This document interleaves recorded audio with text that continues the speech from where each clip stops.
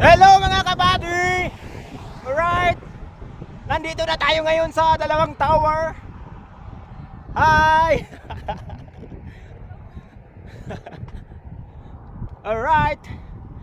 Look at that! Wow, amazing! Parang nasa ibang bansa tayo mga kabady. Mga kabady, look at that! Sa aking harapan. Ito yung dalawang tower. Yay! Oh, akala ko before hindi tayo makapunta dito kasi bawal. Yun ang akala ko dati. Pero ngayon, nandito na tayo mga kabady. Nandito na tayo, nakikita na natin personally. Ayan, nandito na tayo. Wow! Tingnan nyo. Parang nasa ibang bansa tayo pero nandito lang pala tayo sa Cebu City. Alright. Woo! Ang ingay. Ayan ang tower, no? Og magabi, no? Nice kani sa tanawon. Kay ano, variety ang color ba? Nano sa mga tawag doon? Parang series light ba, no? Mura siya series light. Kung magabi, nice kay sa tanawon. So nakaari na jud ta, no? Personally. So this is my first time nga nakaari diri. Pero dili sa lalim na yun, no? Kung first time nimo nya, dili ka nandog jogging, grabe kalayo ba? Yung mabalik pa ta. Mabalik pa biyata, no? Look at that. Wow, amazing! Ito yung una. Tapos yung pangalawa nandun pa. Look at that.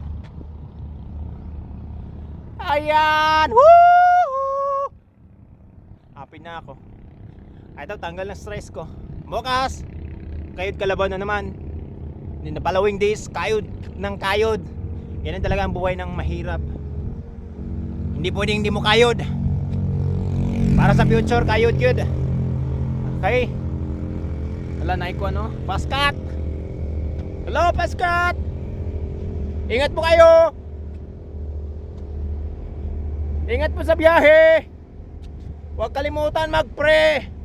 Dasal muna bago magbiyahe. Okay, ingat po kayo lahat dyan. Wala namang passenger.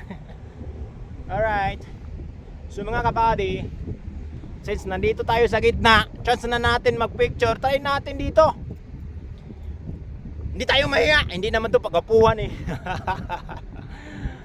Alright, so kung gusto mo mag-vlog di anyways, kung ganahan mo mag-vlog, do it. Dili bitaw ni pagapuhay, dili po ni paggraduhay nga na, no?